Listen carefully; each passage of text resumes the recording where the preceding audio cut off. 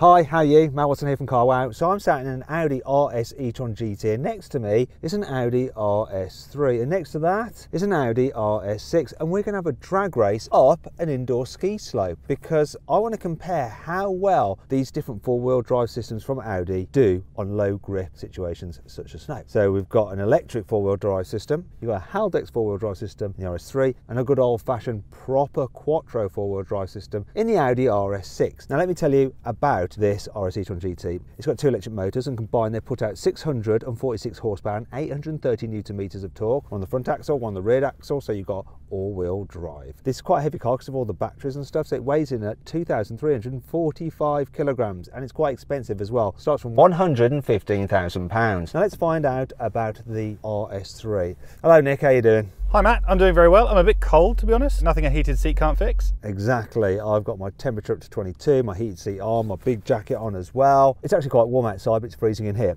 Anyhow, tell me about your car's stats. It has a 2.5 litre, 5-cylinder turbocharged petrol engine. It puts out 400 horsepower, 500 newton meters of torque, puts all that through a 7-speed dual clutch automatic gearbox with a clever clutch pack that can send up to 50% of all of that power to the rear wheels. Then there's a nifty little electronic limited slip differential which can send up to 100% of that power to either rear wheel, depending on which one has the most grip. Basically that car has its engine like across the way like that. It's called transverse, and it has a Haldex all-wheel drive system which can only send a maximum of 50% of the power to the rear wheels when the front start to slip. How much does that thing weigh and how much does it cost? It weighs 1,570 kilograms and it costs a smidge over £55,000. A lot cheaper than this though, and a lot lighter. Anyway, let's find out about the RS6, and I'll go over to the new German CarWow YouTube presenter, Daniel. Hey Daniel, you all right?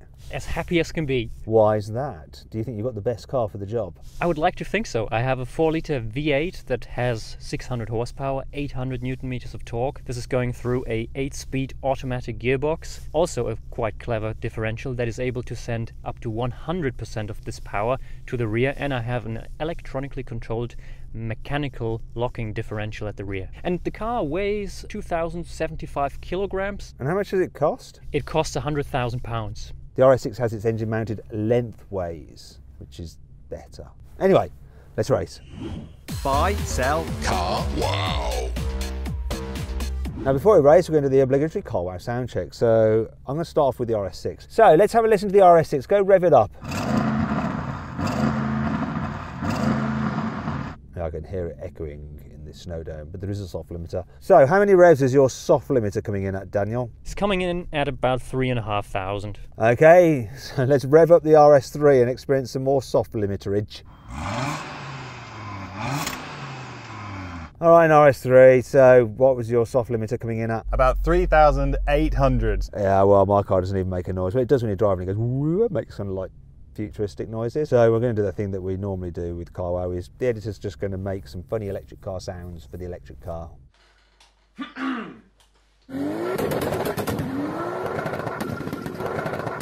There we go. This sounded the best, didn't it? Now we're going to race, and if you like drag races and you haven't done so already, make sure you subscribe to this channel and hit the bell icon to turn your notifications on. That way you won't miss a single upload. 3, 2, 1. Oh, loads of traction. We're on Pirelli P0s. Whoa! No! Whoa.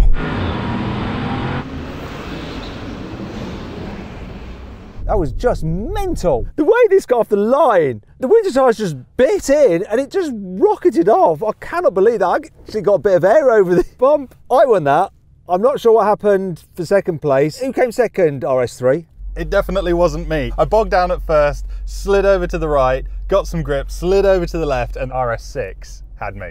I felt like we were head-to-head a little bit, the RS3 and me, and then the power came in. So we had stability control on that time. Shall we dare to try with it off? I think what the audience wants is less stability, definitely. Right, what we're going to do now is drive up the slopes with the stability control off. And we're going to just control them, see how they do. We're going to start on a slope which is a bit harder than when we just launched, and we're going to see how they find traction, and then we're going to stop halfway, regroup, and then go to this steeper slope section and see how they do there as well.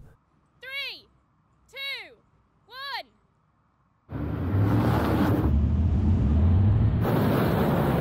The RS6 is trying to go quickly. Ah, easy.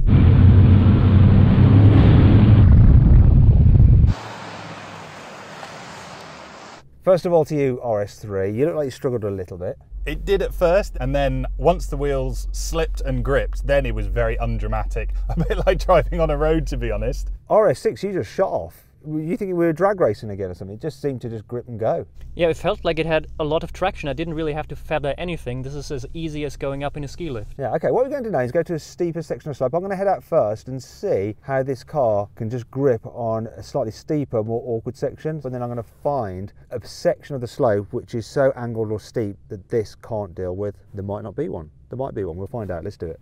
Okay. So if I try and start here, it's quite steep. So I'm going to stop on this slope, which would be a very bad thing to do in reality. You don't want to keep momentum up, but I've just been an idiot. Can I get going? Stability is off. Saw down to the car just gripping. I mean, this is just too easy. So if I can stop here and go again.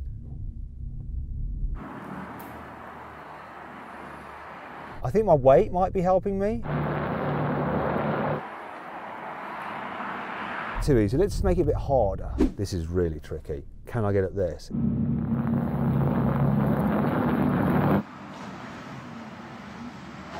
Look at that, it's just crazy. I can just drive around as I like a bit. It's like a mountain goat. I'm going to try the very tight corner, see if it can do that. If it does that, it's amazing. So this is all sorts of badness. Some on a side slope, steep gradient. Will it do it?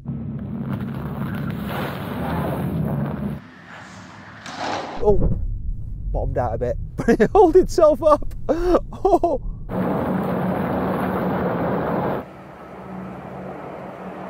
This thing is insane. I think the electric motors are just able to deliver the power as and when you need them. I think something fell off the car though. Let's find out what that was.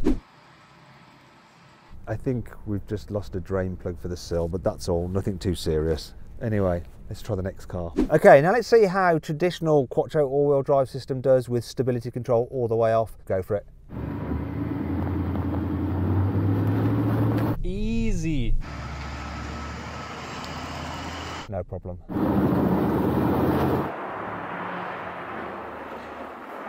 That was too easy, Daniel. I think you're gonna have to go straight on to the next challenge, which is at the side bit.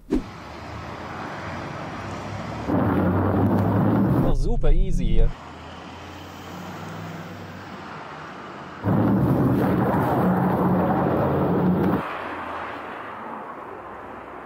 So how was that, Daniel? Was that just easy? Very easy. This car is completely underwhelmed by this. Okay then, Daniel, let's see if you can do the really tricky one round the corner.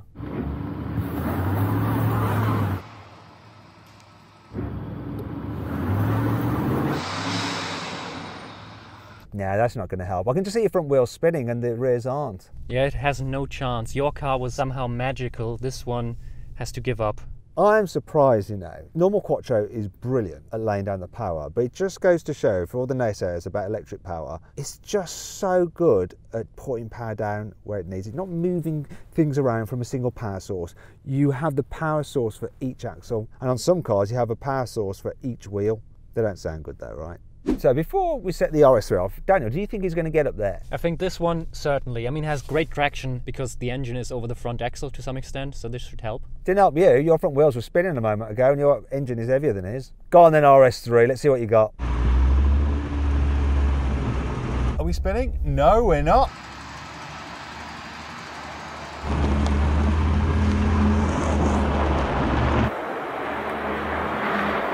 You made it, but it didn't look the easiest in there, Nick. There was more slip than I was hoping for, but it did it. Okay, let's see if you can do the next one.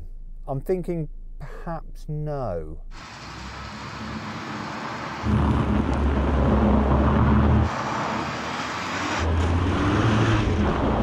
Ah, yeah, it is slipperier.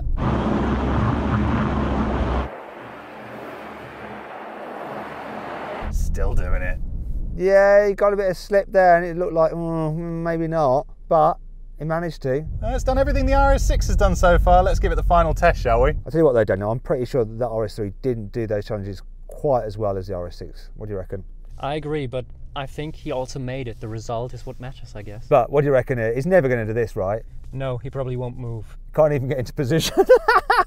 You're not starting from as high up as me, but I'll let you off. Go on, let's see what you can do. See if you can even move forward at all.